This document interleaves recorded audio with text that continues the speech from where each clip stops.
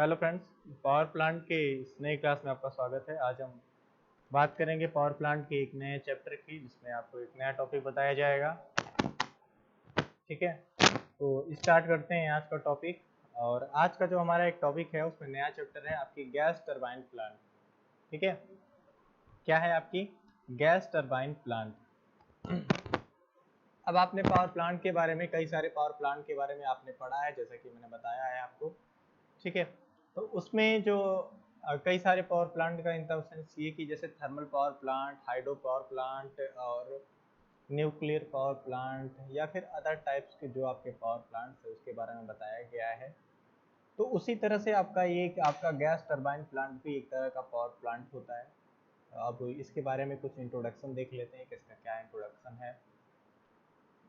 Gas turbine plant की अवधारणा को जो पहली बार 1872 में जर्मन वैज्ञानिक स्टोलेज ने प्रस्तुत किया था।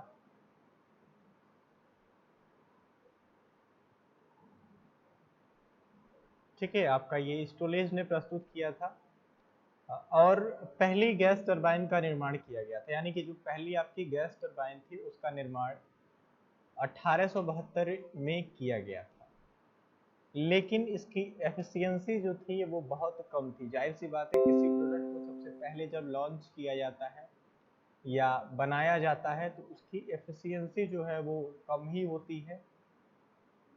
तो उसी तरह आपकी जो गैस टरबाइन पहली बार बनी और पहली बार ये मार्केट में आई, तो इसका जो एफिशिएंसी था वो उतना बेटर नहीं था। ठीक है, अब एफिशिएंसी बेटर हाँ होने की कारण अगले देखते हैं। ब्राउन थ्योरी के अच्छी प्रवाह कंप्रेसर के जो विकास और 1930 से 1935 के बीच अच्छे प्राकृतिक पदार्थ की खोज के बाद 1939 के लगभग 30,000 किलोवाट की क्षमता वाला एक बड़े आकार का गैस टरबाइन प्लांट बनाया गया। ठीक है, कब बनाया गया? 1939 में, 1939 में। अब बाद में कॉस्ट को कम करके और जनरेशन और एफिशिएंसी में वृद्धि करके गैस टरबाइन प्लांट का उपयोग जो है वो औद्योगिक और सैन्य कार्यों में भी किया जाने लगा। भारत में अधिकांशतः गैस टरबाइन का उपयोग पीक लोड के लिए किया जाता है। यानी कि जो आपकी लोड होती है, जो अदर पावर प्लांट होते हैं उसका यूज किया जाता है, तो वो जब एक एवरेज लोड होता है वहां पे तो वो पावर प्लांट वर्क कर जाता है। लेकिन एवरेज लोड से ज़्यादा जब लोड की आवश्यकता पड़ती है, यानी कि लोड देने की आवश्यकता पड़ती है या आपूर्ति की समस्या आने लगती है, तो उस टाइम पे क्या किया जाता है, ये जो आपके गैस टरबाइन प्लांट होते हैं ये वहां पे कार्यरत होते हैं। अर्थात अब ये मैंने आपको पीक, जो आपका पीक लोड है वो तो मैंने बता दिया, लेकिन फिर से अब आपको पीक लोड के बारे में। अर्थात बेस लोड के लिए एक बड़े थर्मल पावर प्लांट की स्थापना और इसके साथ गैस पावर प्लांट के टॉप लोड को भरने के लिए प्रयोग किया जाता है। कहीं कहीं गैस प्लांट का प्रयोग बेस लोड के लिए भी किया जाता है। ठीक है, पीक लोड पे तो किया ही जाता है, लेकिन कहीं कहीं जो आपका बेस लोड होता है उसकी आपूर्ति के लिए भी ये आपकी गैस टरबाइन प्लांट का प्रयोग किया जाता है। ठीक है, अब अगला आपको टॉपिक होगा गैस टरबाइन प्लांट का लेआउट। ठीक है, layout of gas turbine plant, इसको देखते हैं। लेआउट का मतलब आप जानते ही हैं, स्टीम टरबाइन प्लांट की तरह, यानी कि भाप जनित जो आपका भाप टरबाइन प्लांट होता है उसी की तरह आपका गैस टरबाइन प्लांट का लेआउट होता है, उससे मिलता जुलता ही होता है। तो अगर आप स्टीम यानी कि भाप टरबाइन प्लांट के बारे में जानते हैं तो आपको गैस टरबाइन प्लांट के बारे में जानना उतना दिक्कत जानने में नहीं आएगी, आप आसानी से उसको समझ पाएंगे। ठीक है, तो अगर आपने पहला जो वीडियो है इसके पहले वाले जो कि स्टीम टरबाइन प्लांट है, अगर आपने नहीं देखा तो आप उसको देख सकते हैं और उसके बाद अगर आप समझेंगे तो आपको बेहतर समझ में आएगा। प्लांट की मुख्य इमारतों को टरबाइन हाउस कहा जाता है। यानी कि जो आपकी प्लांट्स होती हैं और प्लांट्स में जो मेन आपके इमारत यानी कि जो मेन बिल्डिंग्स होती हैं उसको क्या कहा जाता है, पावर हाउस यानी टरबाइन, सॉरी यहाँ पे आपको टरबाइन हाउस कहा जाता है। और इस जो आपकी टरबाइन हाउस होती हैं इसमें मुख्य कंपोनेंट जैसे यानी कि जो मेन कंपोनेंट टरबाइन हाउस में होते हैं वो दहन चैम्बर और कंप्रेसर्स आदि के साथ कई सहायक उपकरण और उप उपकरण भी सम्मिलित होते हैं। कभी कभी टरबाइन हाउस के बाहर इनक्यूबेटर और फ्यूल टैंक भी क्या करे जाते हैं, रखे जाते हैं। ठीक है, फ्यूल टैंक भी इसमें रखे जाते हैं। टरबाइन और कंप्रेसर्स जैसे रोटेटेड कंपोनेंट अपेक्षाकृत कम जगह में स्थापित होते हैं, लेकिन दहन चैम्बर, सेंट्रीफ्यूगल, थर्मामीटर आदि जैसे कंपोनेंट अधिक स्थान घेरते हैं। अब वायुमंडल की वायु से पहले फिल्टर को क्या करती है, प्रवेश करती है। जो एटमॉस्फेयर की आपकी एयर यानी कि जो वायु होती है वो आपकी जो फिल्टर होते हैं उस फिल्टर के द्वारा प्रवेश करती हैं, जहां घुलने आदि के कण जो यानी कि जो घुलने आदि के जो कण होते हैं इससे अलग हो जाते हैं। जो और भी वायु में जो और कण होते हैं वो फिल्टर में प्रवेश करने के बाद अलग कर दिए जाते हैं या अलग हो जाते हैं। इसके बाद स्वच्छ वायु आपकी कंप्रेसर में प्रवेश करती है और संपीड़न के बाद वायु इंटरकूलिंग के माध्यम से उच्च दाब कंप्रेसर में प्रवेश करती है। यहाँ से वायु को संपीड़न के बाद थर्मो एक्सेलेटर में भेजा जाता है। वायु जो गर्म वायु होती है वो इंक्यूबेटर से दहन चेंबर में निकलती है, जहां ईंधन के दहन से उच्च तापमान पर वायु को क्या कर दिया जाता है, गर्म कर दिया जाता है। ठीक है, वायु को जब गर्म कर दिया जाता है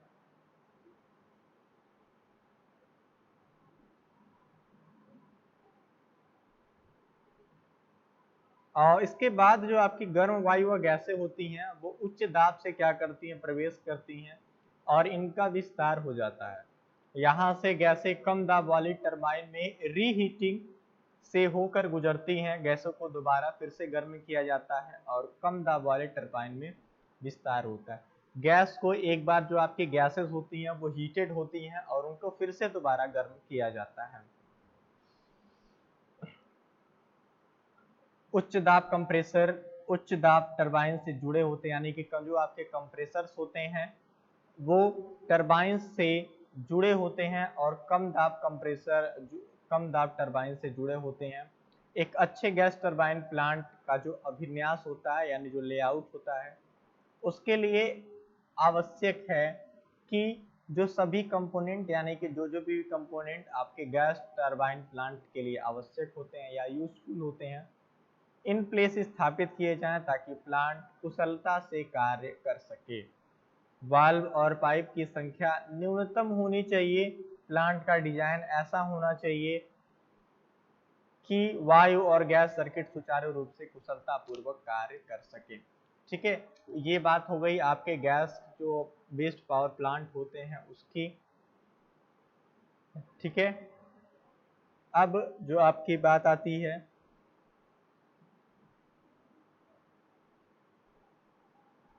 open cycle turbine. Open cycle gas turbine ये आपका दो टाइप्स का जहां तक होता है, open cycle and close cycle.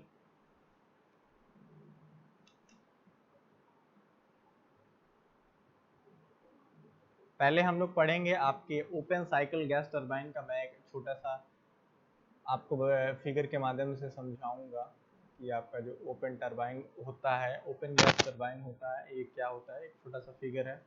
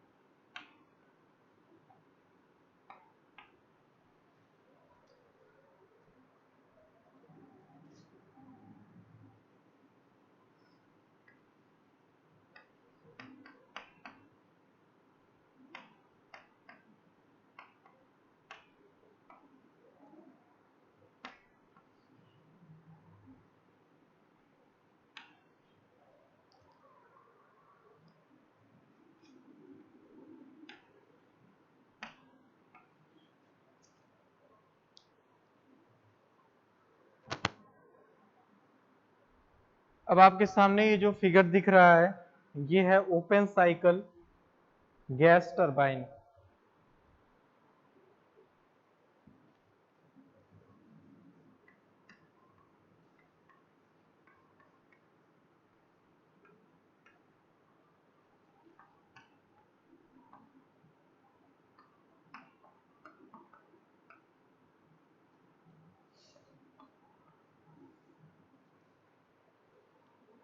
Open cycle gas turbine जैसा कि आपको फिगर में दिखाया गया है, और मैं आपको एक बार फिर से पढ़ के बता देता हूं। ये आपका संपीड़क है, ठीक है। संपीड़क को आप इंग्लिश में बोलते हैं कंप्रेसर, इसको आप इंग्लिश में लिख भी सकते हैं कंप्रेसर।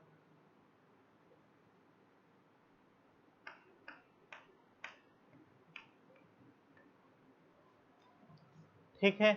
और एयर इनटेक यानी कि वायु प्रवेश, इसको बोलेंगे वायु प्रवेश। वायु को क्या करेगी, यहाँ से कंप्रेसर में प्रवेश करेगी। अब ये जो आपका कंप्रेसर है, कंप्रेसर के बारे में आप जानते ही होंगे कि कंप्रेसर किस प्रकार से वर्क करता है। आपको अगर कंप्रेसर के बारे में ज़्यादा नहीं पता है तो मैं एक सिंपल उदाहरण के माध्यम से कंप्रेसर के बारे में बताना चाहूँगा कि जो आपके कंप्रेसर होते हैं वो आप देखते होंगे कि जो दुकान वगैरह होते हैं, जो हवा भरने के, आप टायर की, आपकी गाड़ी पंचर हो जाती है, आपकी गाड़ी में हवा की कमी आ जाती है, तो आप क्या करते हैं कि उसको दुकान पे ले जाते हैं। वो क्या करता है, उसमें एयर फिल कर देता है। तो एयर फिल करने का जो प्रोसेस है, आप देखते होंगे कि एक बड़ा सा टैंक होता है। वो टैंक क्या करता है, ऑन करता है, वहां से सप्लाई को ऑन करता है और आपकी टायर में क्या करता है, हाई प्रेशर से एयर को भर देता है। अब आपने कभी ये बात सोची है कि जो एयर होता है वो जो टैंक के अंदर रहता है वो कहाँ से आता है?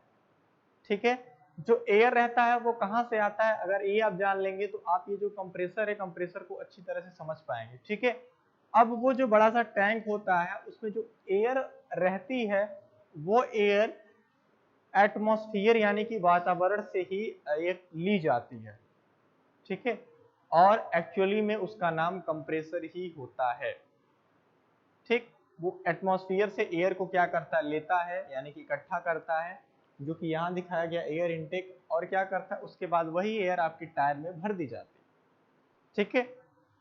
उसके बाद ये प्रेशर, ये क्या होता है, दहन कक्ष में जाता है, जो आपकी कपलिंग लगी हुई है, कपलिंग आपकी टरबाइन से जुड़ी होती है। ये मैं ओपन साइकिल के बारे में बता रहा हूँ, जब क्लोज साइकिल होगा तो वो थोड़ा सा अलग डिफरेंस होगा। ठीक है। ये ओपन साइकिल है, ओपन साइकिल गैस टरबाइन बता रहा हूँ। जैसा कि मैंने पहले जब इंट्रोडक्शन बताया या थ्योरी पार्ट मैंने बताया, तो वहां पे मैंने आपको बताया कि एयर को फिर क्या किया जाता है, दोबारा हीट किया जाता है, यानी कि गर्म किया है। तो गर्म कैसे किया जाएगा, यहाँ पे कंबंशन चैम्बर, जो कि दहन कक्ष है, आपको थोड़ा सा कम दिखाई हो सकता है, दे रहा हो, क्लियर ना दिखाई दे रहा हो, एक बार मैं इसको क्लियर लिखने की कोशिश कर रहा हूँ।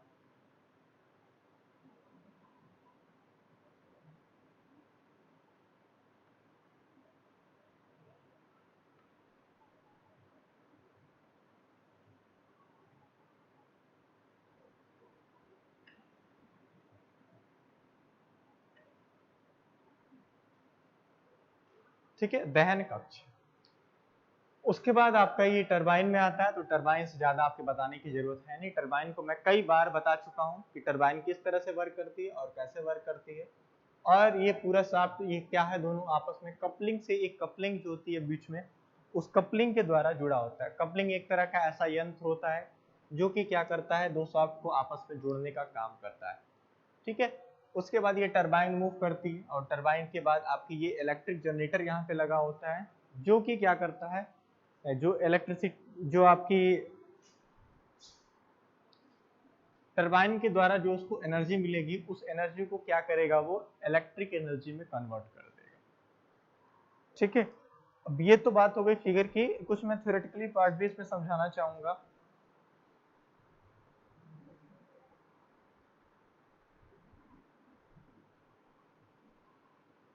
अब इसमें कुछ पॉइंट्स दिए गए हैं। कुछ पॉइंट्स का मतलब ये है कि आप देख पा रहे होंगे 1, 2, 3 और 4, इनका क्या मतलब है, इनका भी कुछ मतलब होगा तभी लिखा गया है। अब इनका क्या मतलब है ये भी देख लेते हैं।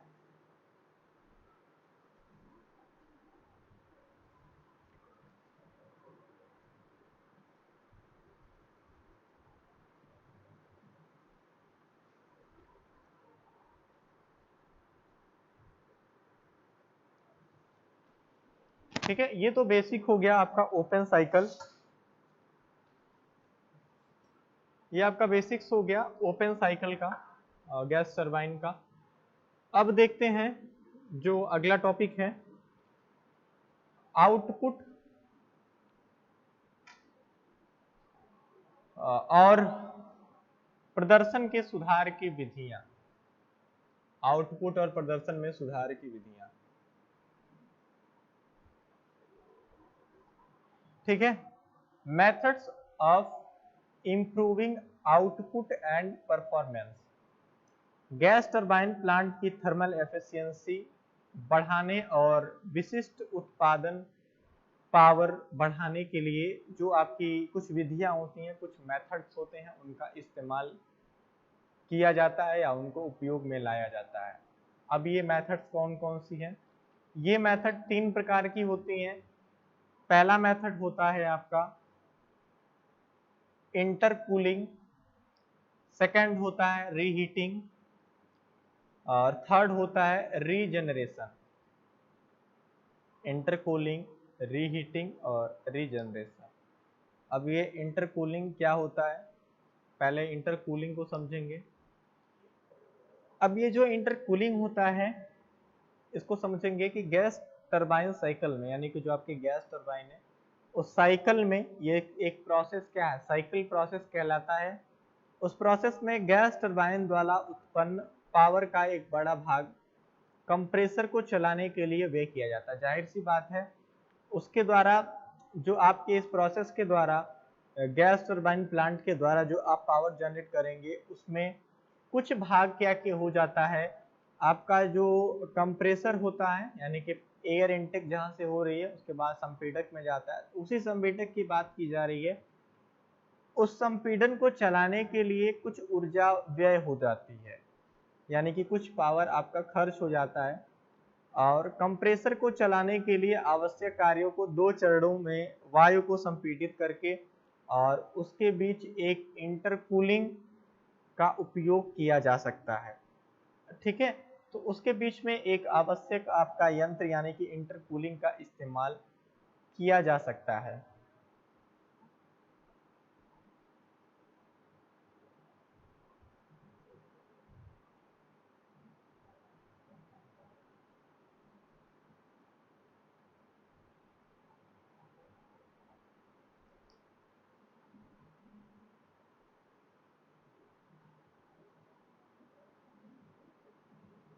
अब ये इंटरकूलिंग जो होता है ये कहाँ पे लगता है, आपकी जो एयर इनटेक करती है यानी कि एयर को जहां से इन करवाया जाता है कंप्रेसर में, तो एक होता है आपका लो प्रेशर कंप्रेसर, ठीक है। पहले आपका लो प्रेशर कंप्रेसर होता है जहां से एयर आपकी इन करती है और कंप्रेसर में प्रवेश करती है। तो एयर वहां से क्या होगी, कंप्रेसर में प्रवेश करेगी, ठीक है। और उसके बाद ऊपरी से वहां पे बीच में क्या कर दिया जाएगा, इंटरकूलिंग लगा दिया जाएगा, इंटरकूलिंग सिस्टम को लगा दिया जाएगा। और उसके बाद उच्च दाब संपीड़क यानी कि हाई प्रेशर कंप्रेसर होगा। और उसके बाद यानी कि इस प्रोसेस के पहले एक प्रोसेस और होगा जो कि वहां से एयर इन करेगी और पहले लो प्रेशर कंप्रेसर में जाएगी और उसके बाद इंटरकूलेंट यानी कि इंटरकूलिंग सिस्टम को फॉलो करेगी और उसके बाद वो एयर उच्च दाब संपीड़क में जाने के बाद कंबंशन चैम्बर में जाएगी। तो ये एक छोटा सा प्रोसेस था, ठीक है। उसके बाद आते हैं जो आपके रीहीटिंग मेथड्स हैं। अब ये रीहीटिंग मेथड्स क्या होते हैं, एक गैस टरबाइन की आउटपुट पावर को प्रसार को 2 अवस्थाओं में करके तथा उन अवस्थाओं के मध्य एक रीहीटिंग का प्रयोग करके बहुत अधिक बढ़ाया जा सकता है। जबकि एक उच्च दाब जो आपकी कंप्रेसर होते हैं या ये कहें कि उच्च दाब आपके टरबाइन कंप्रेसर को चलाने के लिए आवश्यक कार्य उत्पन्न करते हैं। कम दाब वाला जो टरबाइन होता है वो आवश्यक आउटपुट पावर को क्या करता है, उत्पन्न करता है, ठीक है। तो इस तरह से आपके जो आपके रीहीटिंग हो गए या फिर उसके पहले मैंने इंटरकूलिंग के बारे में बताया। तो इंटरकूलिंग और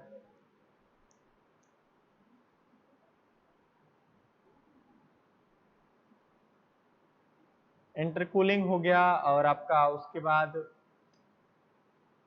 रीहीटिंग हो गया। अब एक टॉपिक इसमें और बचा हुआ है जो कि ये टॉपिक है आपका methods of output and performance, यानी कि आउटपुट और परफॉर्मेंस को बढ़ाने के लिए कौन कौन से मेथड इस्तेमाल किए जाते हैं। उसमें दो मेथड्स हो गए। थर्ड मेथड है आपका रीजनरेशन का।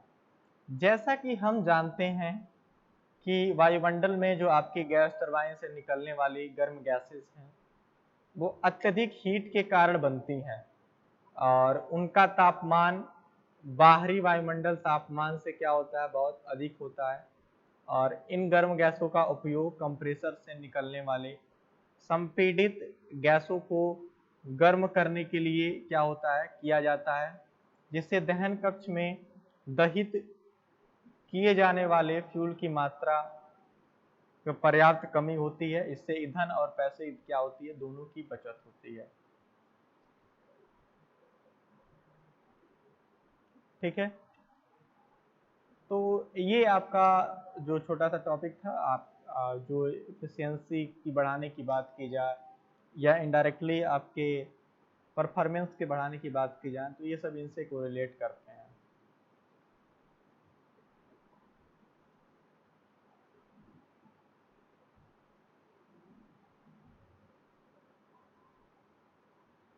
ठीक, और अब आते हैं आपके गैस टरबाइन फ्यूल की।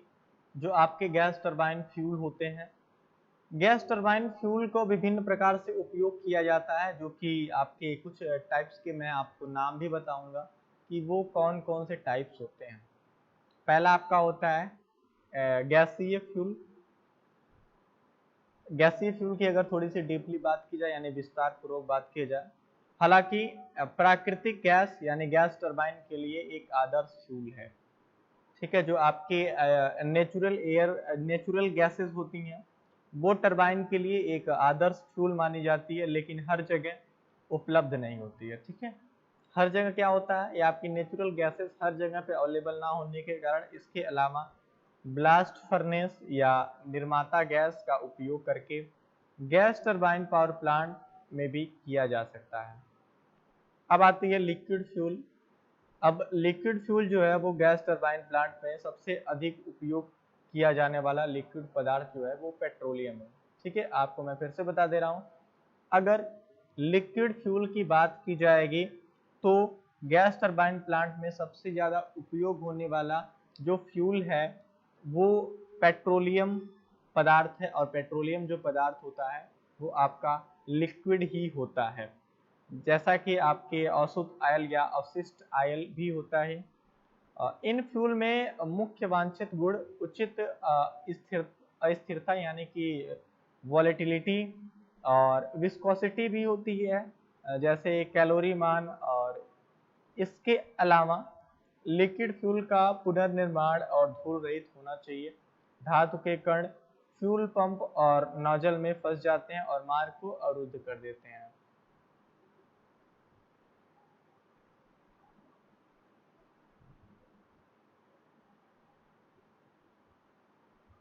सोडियम, वेनेडियम, कैल्शियम जैसे पदार्थ या तो टरबाइन ब्लेड पर क्या होते हैं, जमा हो जाते हैं या क्षरण का कारण बनते हैं। इसलिए टरबाइन ब्लेड के लिए बहुत खतरनाक होता है। इसलिए यह आवश्यक है कि लिक्विड फ्यूल में उसकी मात्रा न्यूनतम होनी चाहिए।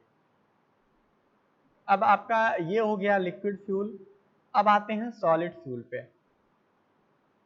ठीक है, मेनली आपके तीन तरह के ही जो फ्यूल्स हैं वो गैस टरबाइन फ्यूल्स के अंतर्गत इस्तेमाल में लाए जाते हैं, gas, liquid and solid. Solid की बात करें तो जो आपके सॉलिड फ्यूल होते हैं इसमें गैस टरबाइनों में कोयला का जो उपयोग होता है वो चूड़ित अवस्था में किया जाता है, लेकिन इसके उपयोग से कई सारी समस्याएं आती हैं। अब ये समस्याएं कौन सी आती हैं कि कोयले में पाउडर बनाने के लिए एक छोटे आकार की चूड़ित चक्की की आवश्यकता होती है। इसके अतिरिक्त गैस टरबाइन प्लांट के उच्च दाब चैम्बर में फ्यूल का प्रवेश उच्च दाब पर होना चाहिए।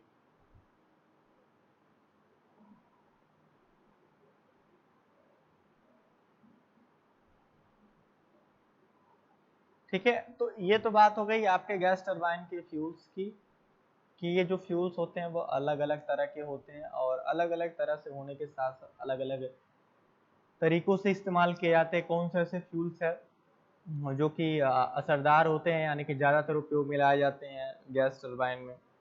और गैस टरबाइन को बताते टाइम मैं एक बात और आपको बताना चाहूँगा कि जो गैस टरबाइन प्लांट्स होते हैं वो एक तरह से अगर कहा जाए तो जो आपके स्टीम टरबाइन प्लांट होते हैं ये उसी की तरह ही होते हैं, बशर्ते क्या है कि जो गैसेस हैं अधिकतर नेचुरल गैसेस ही यूज में लाई जाती हैं, ठीक। और उनको क्या किया जाता है, दहन कक्ष में हीट किया जाता है, गर्म किया जाता है और उसके बाद जो आपकी टरबाइंस होती हैं उसमें प्रवेश करा के आपकी इलेक्ट्रिसिटी बनाई जाती है, ठीक। अब आज की क्लास में लगभग इतना ही। अब नेक्स्ट क्लास में हम लोग कुछ और डिस्कस करेंगे। कुछ और का मतलब क्या है कि जो अगला टॉपिक होगा ये आपका, मैंने ओपन साइकिल गैस टरबाइन करवा दिया। अब अगला जो टॉपिक होगा ये होगा आपका क्लोज्ड साइकिल गैस टरबाइन, ठीक है। क्या होगा आपका, क्लोज्ड साइकिल गैस टरबाइन आपका होगा। क्लोज में भी कुछ सिस्टम जो है आपके लगे होते हैं, कुछ ऐसी चीज़ें लगी होती हैं जो कि ओपन साइकिल गैस टरबाइन से अलग करती हैं इसको। अभी क्या लगी होती हैं उसको मैं अगली क्लास में डिस्कस करूँगा, ठीक है। Thank you.